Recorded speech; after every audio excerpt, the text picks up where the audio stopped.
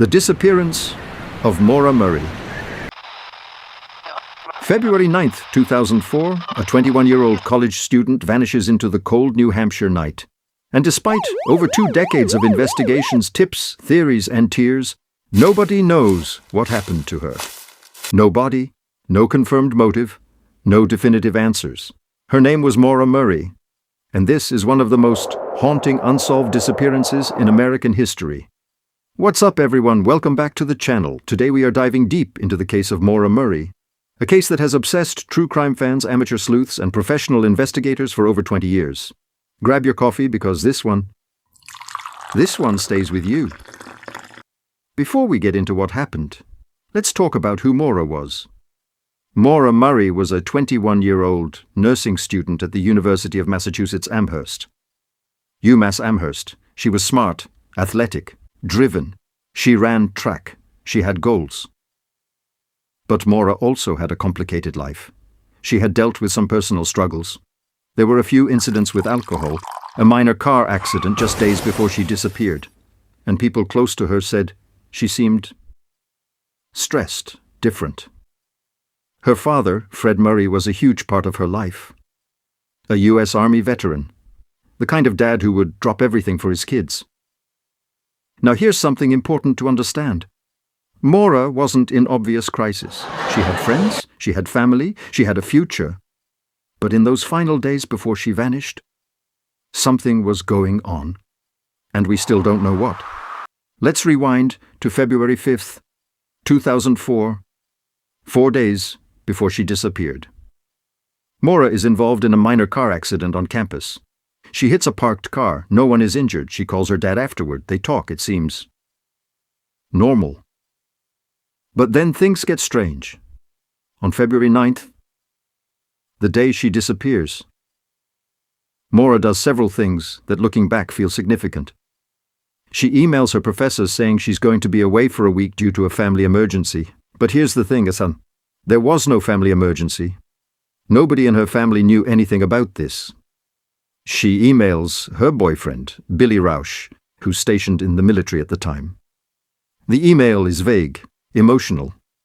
She mentions wanting to get away for a bit. She withdraws $280 from an ATM. She does research online, MapQuest directions, ski resort prices in New Hampshire and Vermont, even rental cabin listings.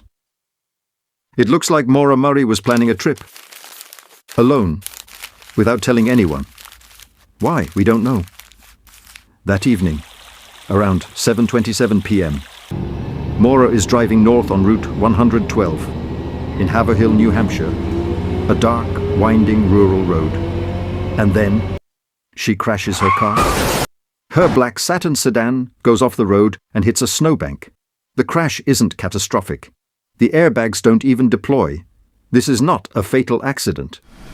A local resident, a man named Butch Atwood, is driving a school bus nearby. He sees the crash. He stops and approaches Maura. He asks if she needs help. Maura tells him she's already called for help. She seems calm. Butch Atwood goes home, which is literally just up the road, and calls 911 himself. Police arrive within minutes. Maura Murray is gone. Just like that, a young woman vanishes from a crash site on a dark road in the middle of a New Hampshire winter and is never seen again.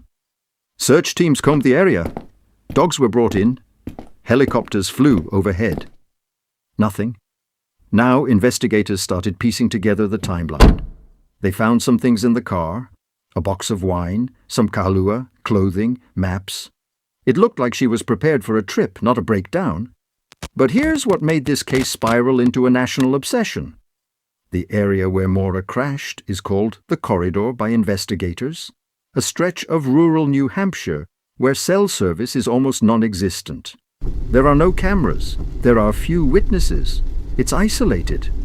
And the window between when Butch Atwood spoke to her and when police arrived, just a few minutes. Minutes. Where did she go? Did she walk into the woods? Did someone pick her up? Did she flag down a passing car? There was a reported sighting of a dark pickup truck in the area around the same time. Multiple witnesses mentioned it, but this truck and its driver was never conclusively identified. Was Maura picked up by a good Samaritan, a stranger, someone she knew?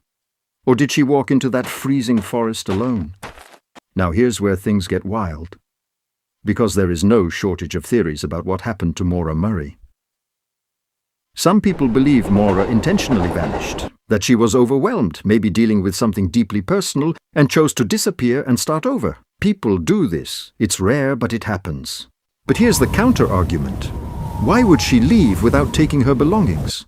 Why would she walk into sub-zero temperatures without proper gear? Her bank account was never touched again.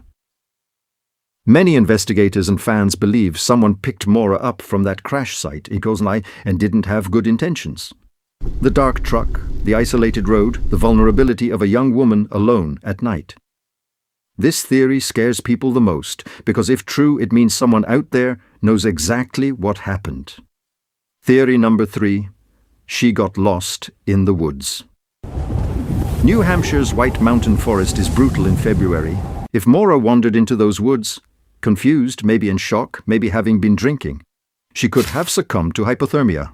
Search teams have gone back to those woods many times, but the terrain is dense, unforgiving. A body could theoretically remain undiscovered for years. Some theorists point fingers closer to home. Was there someone in Maura's life, someone she was running from or running toward, who played a role in her disappearance? None of these theories have been proven. All of them haunt her family. The most heartbreaking part of this story isn't just the mystery. It's watching a family fight for answers for over 2 decades.